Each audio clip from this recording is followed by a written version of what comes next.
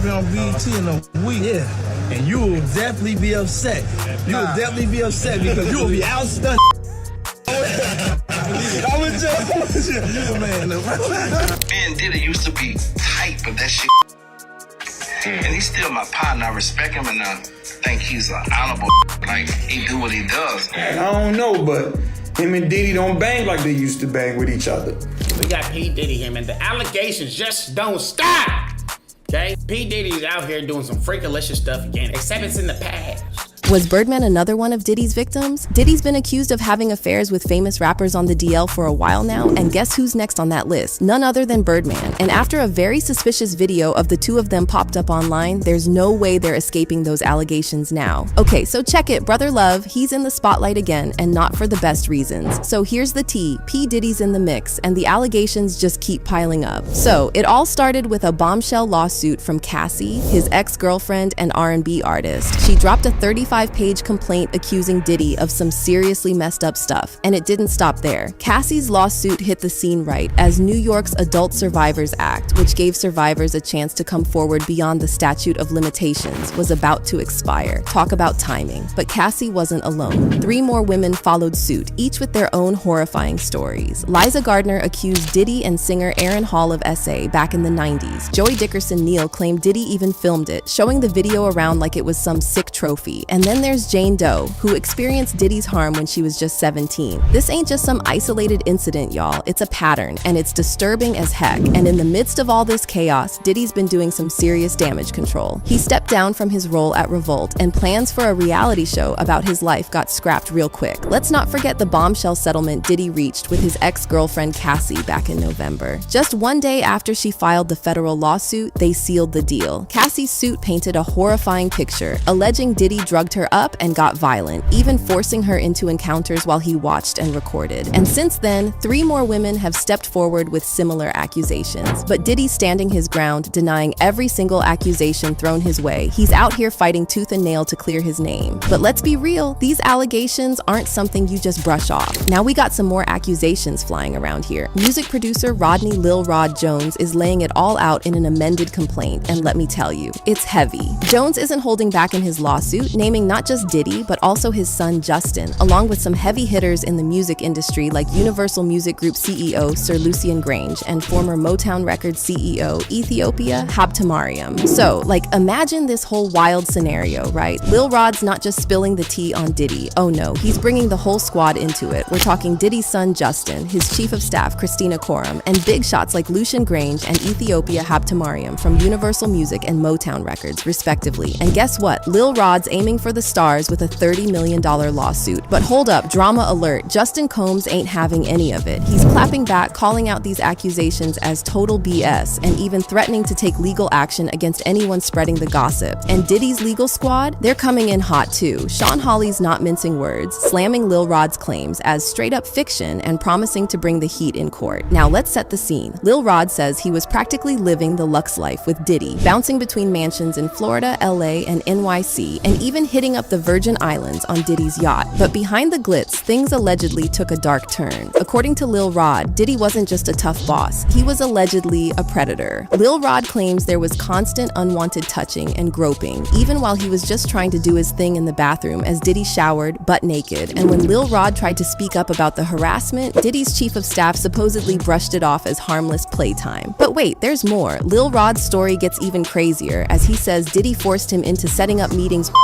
and even doing stuff to, please Diddy's desires. And get this, Lil Rod says Diddy gave him a special cap to let the ladies know he was on the lookout for new recruits. And it's not just about fam. Lil Rod claims Diddy used his power like a weapon, throwing around threats of violence and bragging about past crimes, including shootings. Lil Rod says he felt trapped, unable to say no to Diddy without fearing for his safety. But here's the kicker. Lil Rod says Diddy drugged him, leaving him all messed up and waking up in bed with Diddy and 2 And he's not just talking out of his hat, he's got receipts, y'all. Hours of video and audio recordings allegedly capturing Diddy and his crew getting up to some seriously sketchy stuff. Crazy, right? But wait, it gets even wilder. Rodney's spilling the tea on these secret hookups Diddy allegedly arranged with And it's not just him caught up in the mess. Apparently, Stevie J and Justin Combs are also supposedly in the mix, rounding up young ladies for Diddy's pleasure palace. And here's the bombshell. Rodney claims he's got the receipts. He's saying he's got footage showing Diddy mixing drinks for underage girls at his parties. But hold up, the craziness doesn't stop there. Rodney's spinning this wild tale about Diddy trying to drag him into some messed up relationship, even making him watch what he thought was Stevie J getting cozy with another dude. And check this out. Despite grinding day and night, Lil Rod says he never got a single cent from Diddy. He's out here claiming that Diddy and his crew straight up milked his talent without giving him a dime. And Lil Rod even dropped a bombshell video showing Diddy laughing about snatching his publishing for the work he put in on the Love album, Off the Grid album, just months before hitting him with the lawsuit. Go ahead, 'cause I run shit here, nigga. I run shit.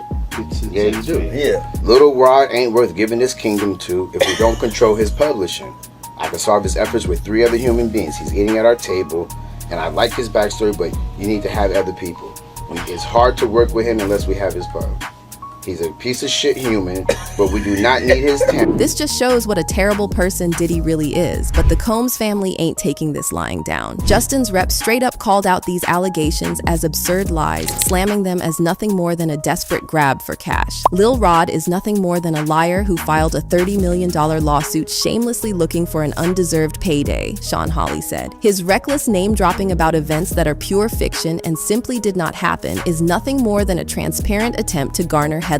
We have overwhelming, indisputable proof that his claims are complete lies. Our attempts to share this proof with Mr. Jones's attorney, Tyrone Blackburn, have been ignored as Mr. Blackburn refuses to return our calls. We will address these outlandish allegations in court and take all appropriate action against those who make them. According to Lil Rod, Diddy and his son are knee-deep in a massive cover-up of their involvement in a shooting back in 2022. Yeah, you heard that right. So here's the scoop. Lil Rod claims that either Diddy or his son Justin popped off shots at Justin's friend known as G during a heated argument at Chalice Recording Studio in LA. And get this, G straight up vanished after the incident. The complaint spills the tea on how things went down. Apparently Diddy, Justin, and G were hashing it out during a studio sesh when things got real heated. They moved to a bathroom nearby, and that's when shots rang out, just a stone's throw away from Lil Rod. Lil Rod, fearing for his life, was stuck nearby as the chaos unfolded. He even stepped up, applying pressure to G's wounds and helping him to the ambulance. Meanwhile, Diddy and Justin allegedly made themselves scarce, dipping to another part of the studio like nothing happened. But here's where it gets even messier. Lil Rod claims Diddy straight up ordered him to lie to the cops, saying G got shot in a drive-by outside the studio. Yeah, shady ain't even the word. And get this, G was so messed up he couldn't even walk. Lil Rod had to carry him to the ambulance, while Diddy's out here pulling strings to save his own skin. Now, this new lawsuit has got everyone talking about Diddy's relationship with Meek Mill Tool. So here's the scoop. Producer Rodney Lil Rod Jones dropped a bombshell lawsuit on Diddy, aiming for a hefty $30 million.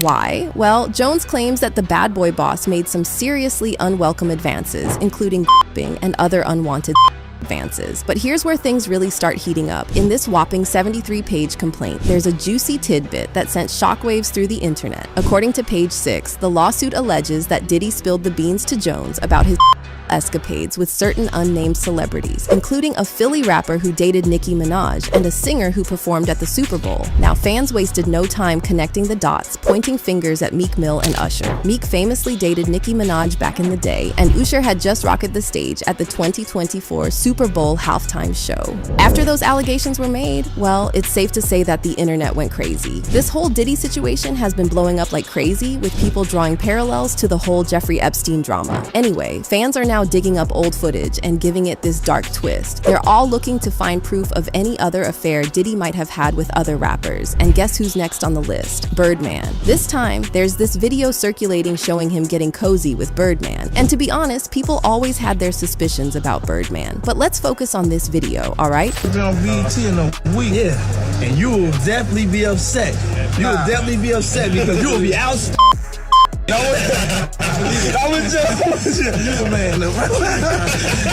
Start working out though. Just start get in the gym. You know something, I ain't gotta work. But you know something, my thumbs is so strong from counting all that paper. But yo, hold on a second. Let me stop. Look at the stop. We gotta do this. Do our work. Let's do our work. If you ain't have enough style to give me a pair of Reeboks, I asked you for a pair of Reeboks today. You ain't got no class. Yeah, fresh. You ain't even hook me up. You'll have him in the morning. What do you think? A boxer. It's got Diddy all up in Birdman's space, touching, jumping around, and if that's not suspicious, I don't know what is. Then he went on and kissed him. I'm like Kennedy. You feel me? And he like Clinton. I was the president, but shit. He the man, though. Yeah. That's OG there. I'm just But check this out. But at the end of the day, we in it's all one, and we in his mansion. It's one of many. He don't know. God damn. But yo, check this out. Cash Money Bad Boy, and we won't stop. Yeah. We see y'all at the club. And then you've got celebs coming out to support Diddy. Ja Rule's all about sending positive vibes. Diddy, Sean Diddy Coombs. What's your take on what's happening with him? Again, man, you know, it's another black man in this industry going through some unfortunate, you know, circumstances, and so, you know, I wish him luck as well with everything he's going through. But we know that Ja Rule isn't completely innocent either. Didn't Diddy's bodyguard expose them in one of his interviews? I'm hearing at the door and stuff like that, like, yeah, so then next thing you know, somebody rang the doorbell. We had the presidential suite where we was at. So I opened the door and the dude said, yo, I'm here for my cousin. I said, who your cousin? And he said, Ja Rule. I said, well, he busy right now. He said, he busy doing what? I said, he with Puff, they're in the room, they busy, they don't want to be bothered. He said, well, I'm going in there. I said, bruh, you ain't going in there because he told me they don't want nobody to be bothering them. He was like, yo, I don't care, man, I'm going in there. That bull like that. I said, yo, bruh, Jesus Christ had to come down here and take the air out of my body before you get in that room right there. Watch. He tried to bum rush me. I grabbed his and threw him against the piano. When I threw him into the piano, Puff and Ja Rule runs out the room. Puff got his towel, Ja grabbing his towel, but they butt the naked. J. Rule ain't holding back on the whole Diddy mess. He's all about justice, saying if people are guilty, they should face the music. You know, and if there's victims in this, you know, I can't speak on things that I don't know about Pierce, and so I try not to. I try to leave those things to those who do that. That's why people have podcasts and stuff like that. They talk about these things back and forth. I don't really get involved with that, but yeah, I wish everybody, you know, it's a very unfortunate thing for the victims of these, you know, situations, and you know, for the people who also, you know, being accused of these situations. You know, I believe in justice, and I believe in the, you know, the crime fitting the, you know, the punishment fitting the crime. I believe in that as well. Now peep the fan reactions to Diddy smooching Birdman. The way Diddy starting jumping has me in tears. Yeah, that jumping was definitely suspicious. I'm more intrigued about the jumping around like a little girl than the actual kiss, to be honest. And Diddy will never beat those allegations. Someone wasn't convinced that there was anything going on between Diddy and Birdman. After all, it could have just been an innocent kiss, right? Reaching. This is a wholesome, loving moment of two successful brothers. If we can't express love, then why are we even here? But not many people agreed with them, saying, no, these are two clear in their natural habitat, and not you can clearly see Birdman uncomfortable. Now look at what someone replied with. They wrote, I thought Wayne was the only one he kissed, and if you didn't know already, now you know. Birdman also kissed Wayne once. Big good. My bad. Look, got the whole family here. This makes the Diddy allegations more believable, right? Someone even asked, wasn't there court documents of the Wayne and Birdman lawsuit where Birdman admitted to being in a relationship with Wayne and that both were with Wayne being jealous of when Birdman got involved with others? Or was that all fake? Serious questions. And guess what? Birdman's staying silent. But Meek didn't react so well. Meek Mill himself took to X, formerly known as Twitter, to shut down the rumors, stating unequivocally that no one would ever approach him about activity. And let me tell you, he didn't stop there. Meek went on a Twitter spree, setting the record straight. He wrote, when I got a girl around me, I'm her twice a day, lol, ask some of your favorites. Don't control me, but it's like a high. One love to the people, but that juicy percent, see, do it for me. I done ran red lights to get that feeling y'all weird on here like devils, lol. And every black blog site enhanced that post to make me seem I change laws for our people, I donate millions. They are designed to destroy the image of black leaders. It can't work with me that you gotta really me and I still will get bigger after death. But if there's one thing for sure, it's that this drama ain't dying down anytime soon. Like, look at this video of Diddy calling Meek daddy. Okay, son. Man, you doing it, man. You deserve it, daddy. You putting in that work. Proud of you. I love you. Yeah.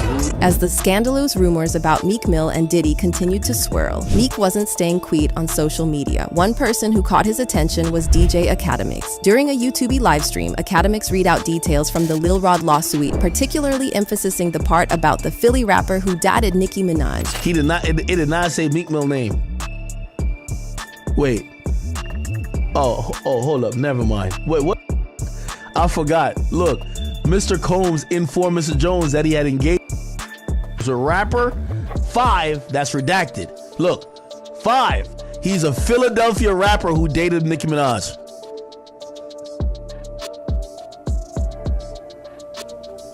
Yo, Meek, we were playing around with that Michael Rubin shit, but if you've been tweeting about you've been tweeting about everything on planet Earth. If you don't get a Twitter rant saying you about to get Lil Rod killed, you about to shoot up his block, blow his mama's house up, this is saying that you and Diddy were fornicating.